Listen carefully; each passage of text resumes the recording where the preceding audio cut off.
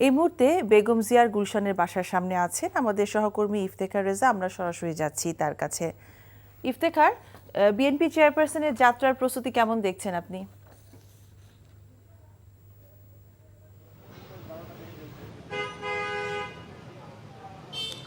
মিতা যেমনটি বলছিলেন যে প্রায় ৭.৫ বছর পর দেশের বাইরে যাচ্ছেন বিএনপি চেয়ারপারসন বেগম খালেদা জিয়া। তিনি সর্বশেষ ২০১৭ সালের জুলাইয়ে গিয়েছিলেন দেশের বাইরে।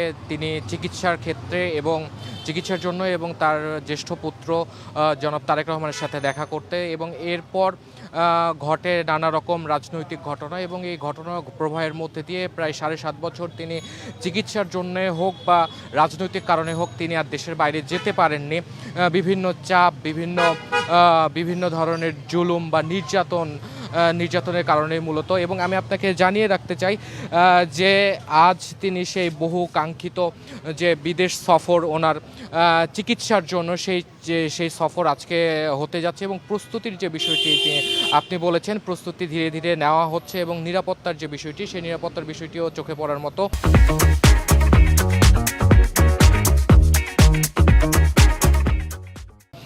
এবং দলীয় নেতাকর্মী বা তার সাথে সংশ্লিষ্ট যারা রয়েছেন তারা আসছেন একে একে, তার সাথে বিএনপি চেয়ারপারসনের সাথে দেখা করছেন, কথা বলছেন, এবং তার যে প্রস্তুতির যে বিষয়গুলো থাকে একটি লম্বা যাত্রা, সেই প্রস্তুতির যে বিষয়গুলো সেই বিষয়গুলো ধীরে ধীরে নেওয়া হচ্ছে। এবং আমি আপনাকে জানিয়ে রাখতে চাই তিনি মূলত উন্নত চিকিৎসার জন্যই আজ যাত্রা করছেন লন্ডনের উদ্দেশ্যে।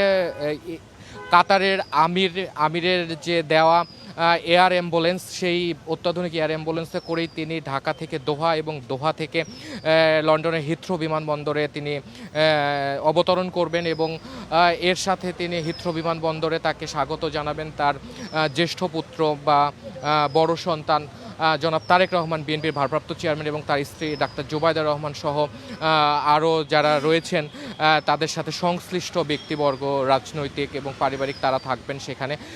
এবং তার যে যাত্রা, এই যাত্রাটি মূলত রাত ৮টায় এখান থেকে গুলশানের যে তার বাসভবন, নিজস্ব বাসভবন ফিরোজা, সেই ফিরোজা থেকে তিনি রওনা করবেন, এবং রাত 10টার ফ্লাইটেই তিনি লন্ডনের উদ্দেশ্যে রওনা করবেন। এবং শাহজালাল আন্তর্জাতিক বিমানবন্দর এলাকায় তার যাত্রাকে কেন্দ্র করে মূলত নিরাপত্তার ব্যবস্থা কয়েক স্তরে বাড়ানো হয়েছে, এবং বিমানবন্দর থানার ওসি তাসলিমা আক্তার গণমাধ্যমে জানিয়েছেন বেগম জিয়ার যে নিরাপত্তার জন্য প্রায় 10 প্লাটুন পুলিশ থাকবে এয়ারপোর্ট এলাকায়, এবং এর সাথে আরও অন্যান্য যে নিরাপত্তা বাহিনী রয়েছে, বিশেষ করে র্যাব বা সোয়াতের মতো স্পেশাল টিমও থাকছে তার নিরাপত্তা নিশ্চিতের জন্য। এবং